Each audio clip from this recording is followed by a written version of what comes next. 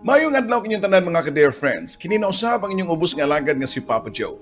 Karong adlaw, lain na sad nga istorya sa kinabuhi at tagaanta og kinabuhi sad diri sa tuang YouTube channel ang Dear Papa Joe.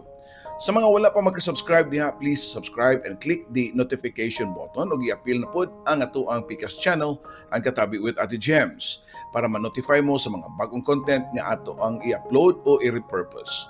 And of course, kung kamo diha nagtan-aw ug wa pa makasubscribe, nasayod ba mo nga dako kay nang ikatabang ninyo nga mas mapalambo ug mapadugay pa nato ang ato ang channel nga makadalit og mga istorya nga makahatag og pagtulunan, motivation ug inspirasyon nga gikan sa atong mga kaigsunan kung mapadayon nato ni og pinaagi na sa inyong mga pag-subscribe diha. Bisan asa pa kamo nasuok ning kalibutana. Ug sa mga nakasubscribe na, daghan jud kayong salamat kay utang namang kabubuton ninyo. Nganong nakapaambit patag mga ingani nga content sa itong mga kaigsuunan. O kung kamo na gani ginahanang nga mopada sa inyong suwat, ipadala ka na sa papajoesuperb@gmail.com o i-check niyo ang video description below para makuha gud ninyo ang email ad nato nga sakto. So dito maglangay kay ato ang hisgutan ang istorya nga pinada sa tua kabayan sa kasamad nga nahimo ng uwat. Maski di na nato mahinumduman ang kahapdos nini, pero kung makita nato ang uwat, makahinumdum kita nganong nasamad ta. So dito maglangay ug aniya na ang atong istorya sa Dear Papa Joe Stories. Oh dear Papa Joe, tagapayo ng puso. Sa bawat kwento, ikaw ang sandalan ko. Sa pag-ibig, sa sakit, sa pangarap at saya, ikaw ang tinig ng bawat nag-iisa. Ang atong istorya pinada ni JR nga naguluhan og uwat sa samad. Dear Papa Joe, tawagan lang ko sa pangan nga JR. Actually, initial combination na gyud ni sa kungan og apelyido. Daghan man gud na minaw og natan-aw nimo sa imong YouTube channel diri sa mua, basin makahalata sila nga ako di ay ang sender. Taga South ko sa Cebu, Papa Joe, nga among lugar na sa pinakatumoy nga bahin sa southern part din, halos makita na pud nimo ang tibuok kalungsuran sa southern part sa Negros. Ang among lugar, usa po di ay sa mga ilado o famous tourist spots, kay human sila maka-experience sa whale shark watching mo diretso man sila sa among lugar, kay na dito nahimutang ang usa ka pinaka-habog nga waterfalls. Avid listener na ko nimo Papa Joe, sugad pa niya tong year 2013 sa pagkadiskubre nako sa imong tulumanon matag Domingo sa Barangay RT sa una nga karon Barangay LS na. Di na ko ikalimod nga kadaghan na pud ko makahilak sa panahon nga makarelate ko sa imong mga basahon nga mga suwat. Labi na og maghisgot na sa kalisod, sa kahimtang sa kinabuhi, labi na kung ang storya kabahin sa kapakyasan sa gugma. Kining tanan na nagtukbod nako nga magsuwat sa kung kaagi nga sa pamasin nga makuhaan og pagtulunan sa ubang viewers ang akong kaagi. Sugdan nako ako istorya niya tong 2007 sa pag-graduate nako og elementarya. Wadayon ko makaproceed pag-eskwela sa high school. Tungod kay ang eskwelahan sa among bukid kutob raman sa elementarya. Sa una pa to Papa Joe, sa akong time, munang dako na akong kalipay kaysa pagkakaroon na anay mga high school diri sa mua. Dili na maglisod ang mga estudyante kay sama na ako sa una kung eskwela sa high school, layo kayong eskwelahan kay tuwa pa sa lungsod. Pero bisag unsa pa nakalayo ang eskwelahan basta naay kwarta, dali raman unta. Pero ang akong bahin, usa akong bahin Papa Joe lisod kayo. Kay pobre man kayo mi Papa Joe. Umara ang kasaligan nga kabuhian sa among pamilya. Tulumi ka man nag-igsuon og ako ang kamanghuran. Ang among kinamagwangan kay elementary rapod kutob ang iyang nahuman tungod sa kalisod sa kinabuhi. Sa iyo siya nanimpad sa syudad para manrabaho o nga ikaduha mao si Ate Kay nga medyo nakaluy-an o nakatunob og high school. Kay gipa-eskwela man siya sa among tiya nga igsuon sa akong papa. Pero walang gihapon kahuman sa high school si ate. Kay sayo man siya ni enter o gugma-gugma. Naminyo og sayo, wa nakapadayon sa pag-eskwela. Sa among lugar, Ang akong papara ang naay dako nga kabaw mao ang akong papara pod ang madali-dali og sugo sa mga silingan kung nasalay ipadaro sa ilang baol. Samtang akong mama mao'y mutabang og pananggi sa mais kung panahon na nga ting pananggi. Unya, pagkahuman ako graduate sa elementarya kay nagtambay naman ko, sunitabang na lang po ko nila ni mama og papa. Ako ang ilang nga katnabayayong sa uma. Sa pagpananom og kamuti, mais, bisol, kamuting kahoy, gabi ug uban pa nga mga lagutmon nga tanom sa among baol. Normal ra pod namo nga manihapon og nilusak nga hilaw nga saging. Kontento na mi ana. Mga pagkaon basta masudlan lang ang among tiyan, bites na.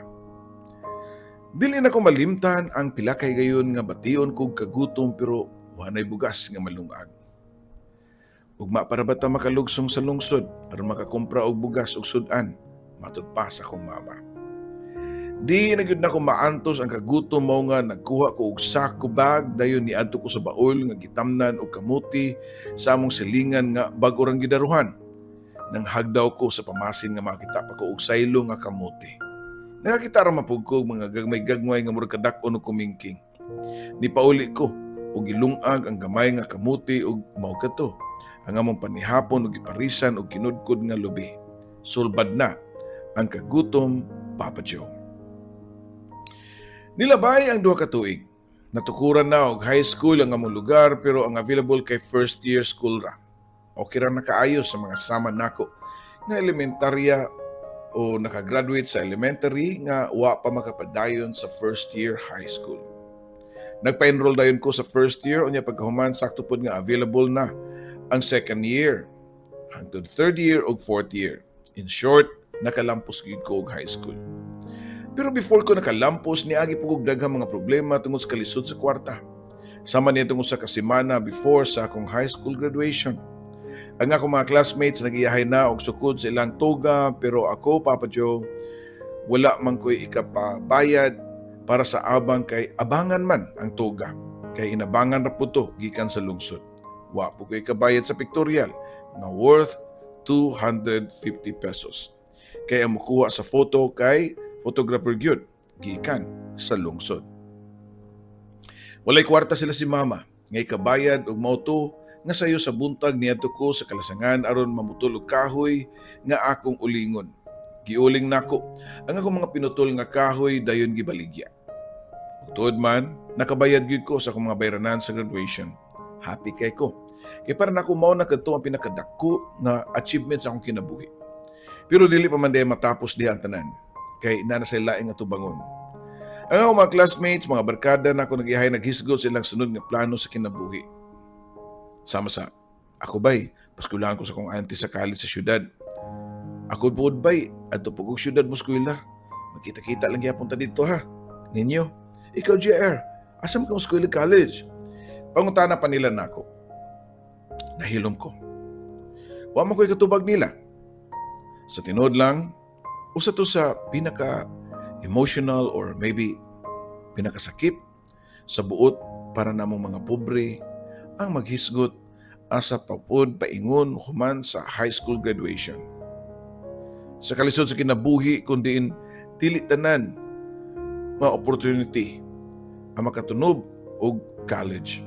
Sama na ako nga gusto kayo nga mopadayon pero way kapasidad ang ako mga ginikanan nga mo eskwela o mo pa eskwela nako. Gidawat na nako nga high school ra gyud ko kutob. Mas maayo na gani kay high school graduate kay ugwa pa. Natukod ang high school sa mua sa mong lugar siguro elementarya ra gihapon ko kutob. Ug di ra kutob ang akong eskwelahan. Nanglarga na og syudad ang akong mga barkada para mangiskwela, Papa Joe. Pero ako nagpabilin sa among bukid. Nagpabilin nga mag-uuma.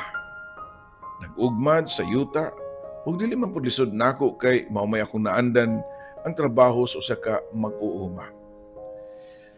Pila ka buwan nga nag-uma ko sa bukid diyang usa ka adlaw gikatagbo nako ang usa ka amigo nako. By JR ko ita na sa compound sa mga pari kay mopaskwela man daw kuno sila. Suway lang gud. Basin pa di ay bay. Matod pa niya nako. Ha? Mo ba bay? Sige, uwat ako. Watas ko diri kay mupauli ko sa mua mag-ilis ko. Excited ko pa nga tubag kaya naglaro man ko nitong higayon na Papa Joe. Pila na may istorya. Nakasud yung me sa compound sa mga pari. Sugusuguon ko nila, unya magsakristan pug ko ug naay misa. Usas mga pari niya to ang ningon nako nga, Dong JR, kuyog ta sa mua kay paskwelahon ti ka. Ganahan magkakamutiwas og eskwela. Pero ako siya gibalibaran kay nakauna na og offer ang ilang superior nga paskwelahon pud mi niya. Usa sa balaod nga ginadili samtang naa sa ilang poder mao ang di pwede makirelasyon or makikuyab-uyab. Pero kanilaging batanon pa ta. Di gyud malikayan nga maka-feel tag kaibog sa babae, Papa Joe. Wala ko mapugni akong kagalingon ug nakalapas ko sa pinagbawal nga rules. Nag-uyab-uyab jud ko, Papa Joe. Si Sheila, ang akong textmate, mo'y akong uyab. Gidala na ko si Sheila sa mga balay, sa akong mga ginikanan, pero naabot ang balita sa mga superior, mo hinungdan nga kick out ko. Unya, wa na hinuong ko, maka-eskwela.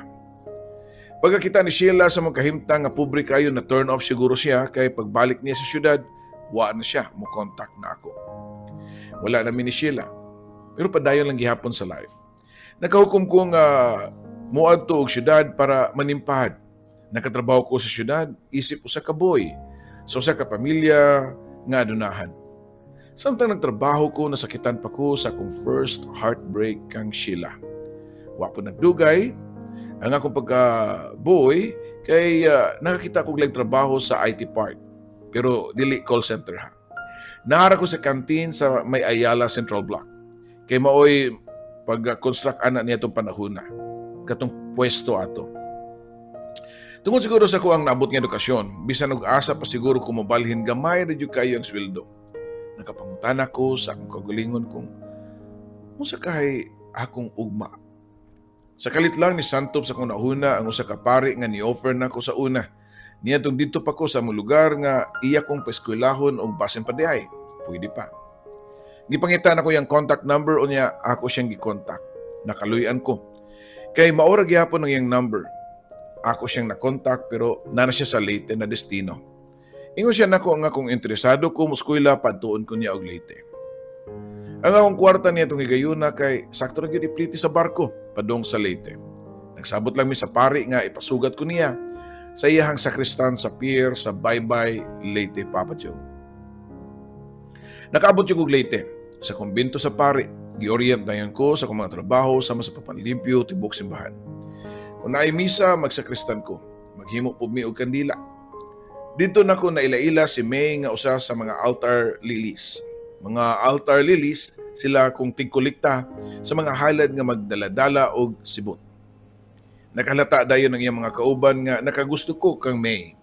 Kay sige makugtan-aw niya. Usaon nga gwapahan mo jud kay ko niya. Bisan og 15 anyos pa lang siya, unya ako 20 anyos na. Balimanghod na ko siya og 5 years. Gisugdan na dayon niya o gisugdan dayon siya og sungog-sungog sa iyang mga kauban rin nako. Pero si May klaro kayo nga way pagtanaw nako. Kay gawas nga maguwang ko niya, dili man ko hitsuraan, Papa Joe. Guwapa si May. Na siya kahawig nga artista nga si Ma Salvador. Tawgon pa gani siya sa uban og Little Maha. Kada adlaw samtang manglimpyo ko sa tibok simbahan, magsige na pugog ampo sa Ginoo nga unta. Tagaan ko niyang milagro nga mauyab nako si May. Murag dunay ni echo sa kong dunggan nga unsaon nimo paguyab-uyab nga wa man kanang uyab. Sakto gyud. Lain man po kayo og si May pay manguyab nako. Dapat ako gyud kay ako may laki. Maayo ra gyud nga nangurso ko panguyab kang May. Kay iya gyud kong gisugot, Papa Joe. Gisekreto lang namo ang among relasyon tungod kay nag-eskwela nako ug college niya tong higayuna. Unya pareho ra gihapon ug patakaran ang simbahan nga di pwede maguyab-uyab. Lisod po ng kahimtang sa pamilya ni May. Mao nga nanrabaho siya sa syudad para makatigom kay nangambisyon po siya nga makaskwela og college. Dilanat na po dugay ang among relasyon ni May bisan pa sekreto lang. Third year college na ko niyanto niya magsige pa ko og kating classes para magkawat-kawat ug pakig-abot kang May. Kaya nitong higayuna, ganahan kami nga magsige og sulod og lodge. Yes, Papa Joe. Maayo na ang pagkalulong na mo ni May sa termino nga gigamit nga nila paay sa leon ug karnero. Sa gikaingon pa sa panultihon nga way aso nga makumkum. Tinuod gyud na. Kayo sa kay gayon nasakpan ko sa pari nga nagpa-eskwela nako. Unya as expected, na-kick out na pud ko sa ikaduhang higayon. Wa na ko kapadayon sa akong pag-eskwela, Papa Joe. Si May ang nabalaka sa among kahimtang. Magunsa naman lang ka JR, mo pauli ka og Cebu? Dili uy, di ko maulig Cebu. Di ko musugot nga magkalagyo ta May, tubag ko pa nga to niya. Unya, asa naman ka mo puyo? Pangutana pa ni May. Mangita lang kong baratuhon nga boarding house, tubag ko pa. Nangayo kong kwarta sa kumaguwang mo nakabayad ko sa kong giabangan nga kwarto. Nagkasabot mi ni May nga magtipon o puyo sa boarding house. Way kalibutan niyang pamilya nga nag-live-in na siya og lalaki sa syudad. Nakatrabaho ko isip ko sa ka-driver samtang si May nagtrabaho sa dakong mall. Yawa madugay nakapalit kog tricycle. Mao nga kada out na ako sa kong trabaho mamasahero ko as a tricycle driver, Papa Joe. Okay na unta nga mong kahimtang kay pareho man mi nga naningkamot sa panginabuhi pero ang problema kay iniabot sa punto nga magselos na ko kang May kay makabasa man ko mga text messages sa mga lalaki nga mag-ibid-ibid niya. Di gyud malikayan nga naa siya mga admirers tungod kay guwapa siya. Tungod siyang itsura, unya ako insecure sa akong itsura. Ako dayong dudahan si May. Sales lady si May sa mall unya required gyud ang pagbutang og makeup sa naong or pampagwapa. Mao nga ni samot ang kadaghan sa iyahang mga admirers. Mao na ang hinungdan nga maglalismi kay magselos man ko niya. Dili man ta ko seloso pagkatao pero nahibaw-an magud nako sa mga kauban nga si May kuno adunay kulak kudidang sa iyang trabahoan. Nidako ang among away ug sakto gyud di ay ko sa akong pagduda. Kay tinuod gyud duna siya ka Emio ang iyahang supervisor. Ang among away na uli gyud sa panagbuwag. Nasakitan kayo ko kay bisip kung saon. Wanay pag-asa nga magkabalik mi. Niresign ko sa akong trabaho o gibaligyan na kontra tricycle unya ni pauli ko dire sa Cebu. Nagsakay na ko sa barko paingon sa Cebu ug samtang naglawig taliwa sa kadagatan ni samot kahuot ang akong dugan. Ug nakanuna ko nga mas maayo pa nga tapuso na lang nako ang tanan. Nakanuna ko, Papa Joe, nga moambak na lang sa dagat, Papa Joe. Imagine na lang ninyo nga mura ko naa sa eksena sa Titanic nga si Rose moambak na unta sa dagat. Nihunat na gyud ko nga mulukso na ko kay ready na ko nga maghikog. Pero di ay tao nga nigawas gikan sa CR o niya iya ko nakitaan.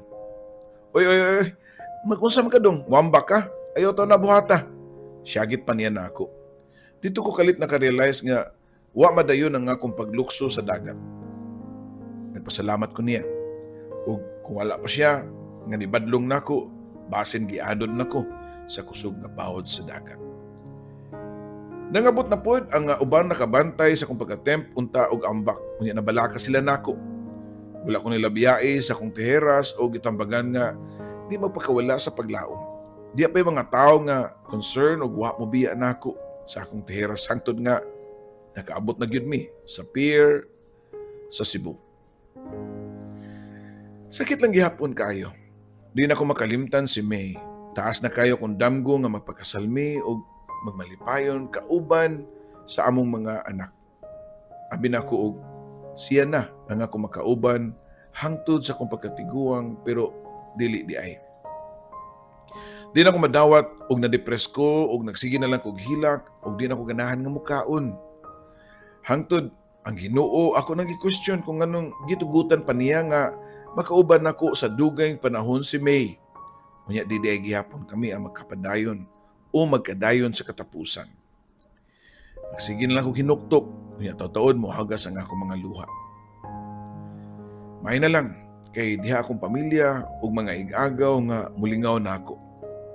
Paglabay sa pila ka buwan, medyo arang-arang na ang akong gibati, kay di naman kaayo tantong sakit, Papa Joe. Nangita kong trabaho sa syudad. O kung kanus na feel na ko naka-move on ako ni Kalitman og chat si May na ako. Gikulbaan kay ko. Nganong ni chat pa man ni siya na ako. Nitawag pagyud diri nako og niingon nga, kumusta? Mubo pa niya ang pangutana. Muadto kog Manila. tubag pa ni May. Magunsam ka dito. Pangutana ko pa. Palargahan ko sa kong tiya kay adto na ko patrabahoon. Marupok na ako marupok, Papa Joe. Huyang kayo ko basta si May na ang hisgutan. So kaniya to ni balik na po ang among communication. Nagtrabaho na ko. So sa kasikat nga lityonan at bang sa country club sa Manila ug na-promote na pugday ko. Ug ako na nagdas usa na mo ka branch. Nanapog ko'y gamay nga tinigom, Papa Joe, mo nga akong ipadad-an og kwarta si May para plitin niya sa bus. Kay mag-bus naman kuno siya gikan sa Leyte hangtod sa Manila. Plite plus allowance pag yun para naa siya magamit kung unsay gusto niyang paliton.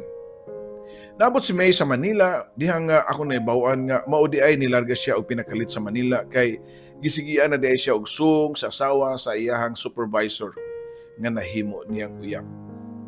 Bisan og kay bawon ako sa tinuod pero nagpakaron ingnon ra ko. Wa ko masayod. Ang importante nga layo na siya sa iyahang uyab unya napay chance nga magkabalik mi. Kay nibalik naman gyud ang among communication kauban sa mga naanda namong sweetness niya tong nag-live-in pa mi sa Leyte. Nilabay ang pila ka adlaw, nagkabalikan kami ni May. Padayon namong relasyon nga LDR until one day niingon siya nga gikapoy na kuno siya sa Manila. Gusto na siya mo pauli sa Leyte. So ako po siyang giingnan nga gipapauli. Unya diyang naabot na siya og Leyte niingon na pud siya nga gusto siya nga mori og Cebu. Mao pud ang akong gusto para magkauban nami. Gikuha na ko siya sa Leyte para dadon sa Cebu. Kay ari na pud kuno siya mangita og trabaho. Gikalimtan nako ang tanan. Unya nagsugod mig bag-o diri sa Cebu. Nakita mo pud nako nga nausab na sad siya. Pinangga kay ko niya, iyang giatiman og siya pud. Ako po siyang gipangga pagtaman. Okay na gyud ang among relasyon. Wala may problema og happy kay mi, Papa Joe. Gibuhos na ko ang tanang pagmahal ngadto kang May dungan sa kong papaningkamot og trabaho para sa among future. Doon ay mga time nga makasugat may problema kay natural ra magyud na. Kay kauban naman ang problema sa pagkapakabuhi ning kalibutan. Kung problema kabayan sa kwarta akong kayahon, dali ra pangitaan og sulbad basta magkugi lang ka. Pero kung problema kabayan sa gugma, mo na lisod, Papa Joe. Pila ka tuig na pud mi nga nagtipon ni May diyang sa kaadlaw niya to na matigdan na pud nako ang iyang kausaban. Pandemic kadto na time. Unya nawad siya trabaho ug sa puto na siya pirmi. Kaya na boring na kuno siya nga maginusara sa boarding house. Gamay nga butang iyang i-big deal. Nangita ko pamaagi nga di siya maboard. Ako siya dadon sa tindahan nga akong gimanage para malingaw siya. Kaya naman sa sud sa mall ang akong gitrabuhan. Nilabay ang pila ka buwan ningon siya nako nga mupauli na lang kog Leyte GIR. Bisan og sakit para nako nga magkalagyo mi pero nisugot lang ko. Kay gusto man pud niya nga makita ug makauban niya ang iyang pamilya. Fast forward, Papa Joe, nakabalik na sa Leyte si May. So, LDR na ang among sitwasyon. Di ko malikayan nga magkalalis mi kay magselos siya or iya kong dudahan nga naibabay diri sa Cebu. I don't know nga nung nisantop na siyang unahuna nga sige man kog contact niya kada na ako'y vacant mo chat ug tawag ko niya. Mag-away mi unya magbalik. Mo na ang routine sa among relasyon which is natural ra siguro sa long distance relationship. Usa ka adlaw nangay siya og dagdag siyang allowance kay mga-apply kun siya sa mall ug mulukat sa mga requirements. Nalipay ko nga nakauna siya panabaho kay para malingaw siya. Okay naman pod kay lahi nga mall ang iyang gitrabuhan sa iyang ex. Giyatagan ako siya additional siyang allowance ug gipunan pagani nako niya itong nakatrabaho na siya. Kay wa pa man siya sweldo. Ako pa ang nagsuporta sa iyang mga gastuhan tanan, kaon, plite ug uban pa nga mga expenses. Nagtrabaho na si May sa mall. Nakaibaw ko sa oras and duty. Pero bisan og off duty niya, dili na siya makontak o di kaya siya makontak kayo nako. Tagsa na lang. Kay matod pa niya, busy kuno siya og kapoy na kuno kaayo. Sa ginugayon sa mong relasyon ni salig ko niya, Papa Joe. Wanas kong nahuna nga mangita pa siglain. So ako na siyang gisabot. Gisabot pirmi sa iyang mga rason nga di siya makakommunicate kay busy ug kapoy. Tagsan lang kami mag-video call. And during ana nga talagsaon nga higayon, ako po yung mamatikdan nga bugnaw na siya nako. Until one time nakadawat ko og sakit nga message through chat. JR, na ako isulti nimo na nakoy lain diri ug ako na gani siyang nga gipailaila sa akong pamilya. Sorry kaayo ha. Dili ko makadawat sa iyang gisulti Papa Joe. Base nag-joke-joke ra siya. Ayaw pag joke-joke gud ana May. Reply ko pa niya. Pero ni-reply siya. Nako, nga tinuod gyud ang iyang gisulti nga na siya lain. Og niyang ko na lang kuno siya nako kay nagilty na siya sa iyang pagkabuang diri nako. Naon sa man kami? Nganong nabuhat mo na nimo? Unsa may pagkuwang nako nimo? Mao di ay ang rason sa iyang pagkausap. Niadtong ako siyang nabantayan nga dry na kaayo siya nako. Unya, di na ganahan makigistorya nako. Na po di ay siya lain. Nagpakiluoy ko kang may nga kung pwede isave na mo among relasyon. Kay dugay na pud baya mi. Pero bisag kung saon na kung pakiluoy, di na gyud siya nako. Sa ikaduhang higayon, gipasakitan ko ni May. Nabalik ang kasakit nga akong natagamtaman niya tong sa unang panagbuwag namo ug mas grabe pagani siguro ang sakit. Nawadan ako gana sa kinabuhi. Di na ako makafocus sa akong trabaho. Di na ako makatarong og himo sa akong mga reports ug uban pa nga mga paperworks. Nawadan ako paglaom. May pamatapos ang tanan. Gusto na ko mamatay. Mayo pa unta mohunong na lang ang pitik sa akong kasing-kasing. Gusto ko musyagit sa kasakit pero wanay tingog ang mugawas sa akong baba. Kaya drive na ko sa akong motor lami na kay dasmag. Para nimo May, kung nakadungog man gani kanay akong istorya karon no, nasayangan lang jud ko nato. Kay wa nay rason pa para mamata ko sayo aron lutuan sa imong pamahaw o lutuan ka sa imong pamahaw. Wala ko'y daghan nga buhaton pa. Nga sama sa pagdaog, pagkaon, ug sudan gikan sa trabaho para magdungan tag panihapon. Wala ko'y lutuan og chicken adobo nga mo imong paboritong sudan. Kay bawo ko nga weak ang imong immune system, ug dali ka magkasakit ug sipunon dayon og gilantan. Ayaw taon pagpabaya ang pingi imong kagulingon kanunay. Unta at imanon ka sa imong bag-o karon. Ug unta makita niya ang wa nimo makita o makita nimo niya ang wa nimo makita nimo diri nako. Pasensya na. Nga di ko enough para nimo. Pasensya na. Nga wa ti ka mapalipay sa kalipay nga imong gusto. Pasensya na nga hangtod karon gilab gyapon ti ka. Pero sige lang. Moabot na siguro ang time nga ma-okay og madawat ra nako nga wa na gyud ka og di na mo balik nako. Pasensya na kayo nga sa una nga kita pa nga dunay time nga nakasulti kog bati nimo. Pasensya na kayo nga di ko perfect para nimo. Bisan pa og di na gyud kita para sa usag-usab pero wa ko'y gibasulan. Mapasalamaton gyapon ko nga for how many years gipa-experience ko nimo nga gilove ko nimo May. Papa Joe, ako nang nasabtan nga not every love story is meant to last forever. Salamat sa 10 years nga nakauban ta May. Sa pagkakaroon 32 anyos na ko og single lang gyapon. Di ako sa mua karon og akong ikalingawan mao ang pagserbisyo sa mga katawhan. Lisod mo ko pagka-politician Papa Joe. Sa politika og gibless ko og nahimong konsehal sa mong baryo. Giampo gyapon na ako sa Ginoo nga one of these days ikatagbo na ko babae nga iyang ihatag para nako.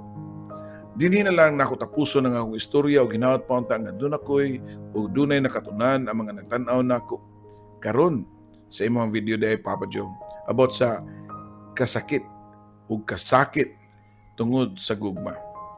Ang ako lang masulti nga ang kasakit o kasakit dunay kinutuban.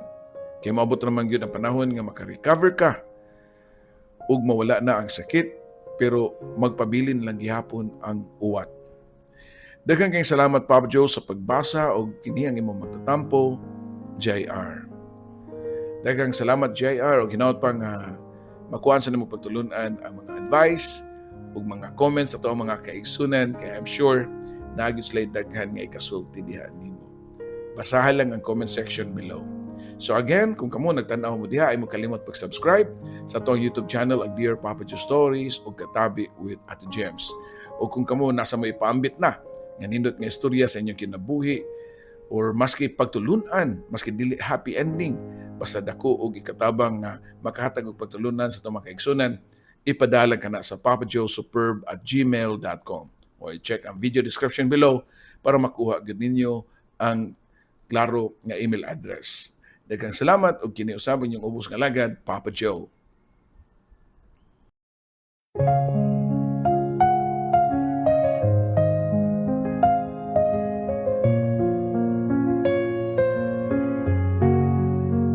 Sa bawat liham na aking sinulat, puno ng lungkot, saya at pangarap.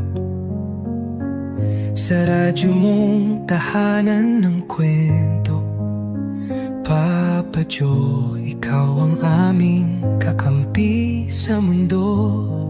May luhang pumapatak, may ngiting bumabalik sa tinig mong kay lambing. Kami iyong pinapahid. Oh dear Papa Joe, tagapayo ng puso. Sa bawat kwento, ikaw ang sandalan ko. Sa pag-ibig, sa sakit, sa pangarap at saya, ikaw ang tinig ng bawat nag-iisa. May iniwang sugat, may bagong simula sa mga liham. Hinahanap ang pag-asa sa bawat kwento mong pinakikinggan. May aral at saya na hindi malilimutan.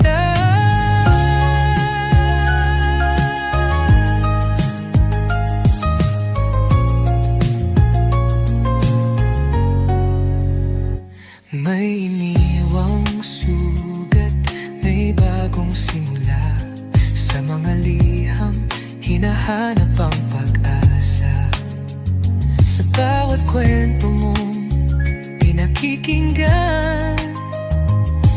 May aral at saya na hindi malilimutan.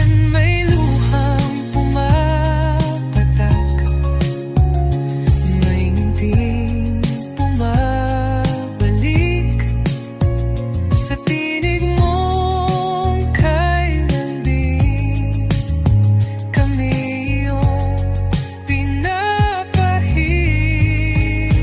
Oh dear Papa Joe, tagapayo ng puso. Sa bawat kwento, ikaw ang sandalan ko. Sa pag-ibig, sa sakit, sa pangarap at saya, ikaw ang tinig ng bawat nag-iisa.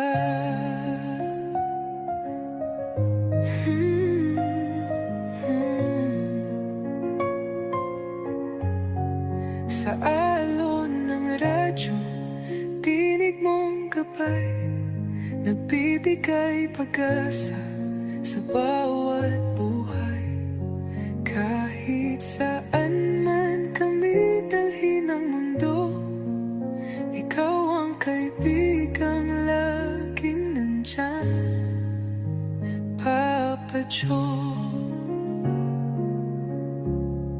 Oh dear Papa Joe, aming kaibigan, salamat sa kwento mong walang katapusan.